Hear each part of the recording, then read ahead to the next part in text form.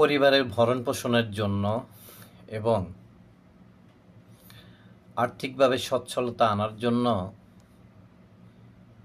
নিয়ত থাকতে হবে হালাল পন্থার, বৈধ পন্থার।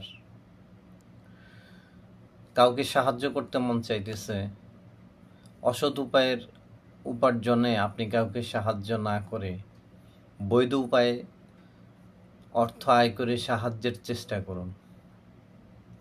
এতে করে হবে কি, মহাবিচার দিবসে ওই কাল কিয়ামতের দিনে আপনার চেহারা থাকবে পূর্ণিমার চাঁদের মতো ঝলঝল করবে, আলো ছড়াবে।